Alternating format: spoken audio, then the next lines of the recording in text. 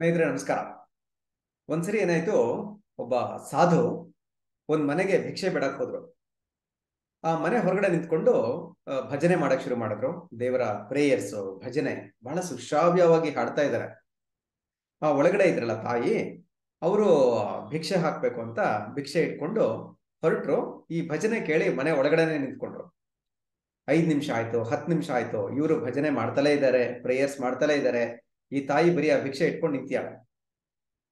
ಅವರ ಗಂಡ ಇದ್ನಲ್ಲ, ಅವ್ರು ಕೇಳಿದ್ರು, ಅಲ್ಲಮ್ಮ ಪಾಪ ಅವರು ಅಷ್ಟೊತ್ತಿಂದ ನಿಂತಿದ್ದಾರೆ ಹೊರಗಡೆ ಸಾಧುಗಳು ಹಾಡ್ತಾ, ನಿನ್ ಭಿಕ್ಷೆ ಕೈಲಿ ಇಟ್ಕೊಂಡಿದ್ಯಲ್ಲ, ಹೋಗ್ ತಗೊಂಡೋ ಕೊಡೋಗು. ಆ ತಾಯಿ ಹೇಳಿದ್ರು, ಇಲ್ಲ ಇಲ್ಲ, ನಾನು ಭಿಕ್ಷೆ ಕೊಡೋಕೆ ಕೈಲೇ ಇಟ್ಕೊಂಡೆ, ಆಚೆ ಬಂದೆ. ಆದ್ರೆ ಅವರ ಪ್ರೇಯರು ಮತ್ತೆ ಭಜನೆ ಎಷ್ಟು ಚೆನ್ನಾಗಿದೆ ಅಂತಂದ್ರೆ ಕೇಳಕ್ ಆನಂದ ಆಗ್ತಾ ಇದೆ. ಅದರಿಂದ ಇನ್ ಸ್ವಲ್ಪ ಹೊತ್ತು ಕೇಳೋಣ, ಇನ್ ಸ್ವಲ್ಪ ಹೊತ್ತು ಕೇಳೋಣ ಅನ್ನಿಸ್ತಾ ಇದೆ. ಆದ್ರಿಂದ ನಾನು ಭಿಕ್ಷೆ ಕೊಡದೆ ಹಿಂಗೆ ನಿಂತಿದ್ದೀನಿ. ಆಮೇಲೆ ಅವರ ಪ್ರೇಯರ್ ಕೇಳಿದ್ಮೇಲೆ ಇಷ್ಟು ಸಣ್ಣ ಭಿಕ್ಷೆ ಸಾಲಲ್ಲ, ಇನ್ನೂ ಜಾಸ್ತಿ ಕೊಡಬೇಕು ಅನ್ನಿಸ್ತಾ ಇದೆ. ಆದ್ರಿಂದ ಜಾಸ್ತಿ ಏನ್ ಕೊಡೋದು ಅಂತ ಯೋಚನೆ ಮಾಡ್ತಾ ನಿಂತಿದ್ದೀನಿ. ಆದ್ರಿಂದ ಅವ್ರ ಭಜನೆ ಇನ್ ಸ್ವಲ್ಪ ಹೊತ್ತು ಕೇಳ್ಬಿಟ್ಟು ಅವ್ರಿಗೆ ನಾನು ಏನ್ ಕೊಡ್ಬೇಕು ಅನ್ಕೊಂಡಿದ್ನೋ ಅದಕ್ಕಿಂತ ಜಾಸ್ತಿ ಕೊಡ್ತೀನಿ ಅಂತ ಅಂತಾಳೆ. ಸ್ನೇಹಿತರೆ, ಇದೇ ಒಂದು ಸಣ್ಣ ಉದಾಹರಣೆ ಅಲ್ವಾ? ಎಷ್ಟೊಂದ್ಸರಿ ನಮಗೆ ಜೀವನದಲ್ಲಿ ಕಷ್ಟಗಳು ಬಂದಾಗ, ನಾವು ಪ್ರಾರ್ಥನೆ ಮಾಡ್ತಾ ಇದ್ದಾಗ ದೇವರು ನಮ್ಮ ಮೊರೆ ಕೇಳ್ತಲೇ ಇಲ್ವೇನೋ, ನಮ್ಮ ಪ್ರಾರ್ಥನೆ ಆ ದೇವ್ರಿಗೆ ಮುಟ್ತಲೇ ಇಲ್ವೇನೋ ಅನ್ನೋ ತರ ಅನ್ಸುತ್ತಲ್ಲ, ಮನ್ಸಿಗೂ ಬೇಸರ ಆಗಕ್ ಶುರುವಾಗತ್ತೆ ಅಲ್ವಾ? ಆದ್ರೆ ನಾವು ಒಂದನ್ನು ಗಮನಿಸ್ಬೇಕು. ಇಲ್ಲಿ ಹೇಗೆ ಆ ತಾಯಿ ಆ ಸಾಧುಗಳ ಪ್ರಾರ್ಥನೆಯನ್ನು ಕೇಳ್ತಾ ಮೈಮರೆತು ಬಿಟ್ಲೋ ಪ್ರೇಯರ್ ಅನ್ನ, ಅದೇ ರೀತಿ ದೇವರು ಬಹುಶಃ ನಮ್ ಪ್ರೇಯರ್ ಎಷ್ಟು ಚೆನ್ನಾಗಿದೆ ಅಂದ್ರೆ ಇನ್ ಸ್ವಲ್ಪ ಪ್ರೇ ಮಾಡ್ಲಿ, ಅವನು ಸ್ವಲ್ಪ ಜಾಸ್ತಿ ಕೊಡೋಣ ಅಂತ ನಮ್ಮನ್ನ ಒಂದ್ ಸ್ವಲ್ಪ ಹೊತ್ತು ಕಾಯಿಸ್ತಾ ಇರ್ಬೋದು ಅಲ್ವಾ?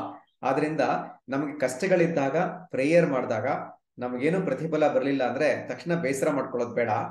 ದೇವರಿಗೆ ನಮ್ಮ ಪ್ರೇಯರ್ ನಿಜವಾಗ್ಲೂ ಇಷ್ಟ ಆಗಿದೆ, ಅದರಿಂದ ನಮ್ಮನ್ನ ಸ್ವಲ್ಪ ಹೊತ್ತು ಕಾಯಿಸ್ತಾ ಇದ್ದಾನೆ.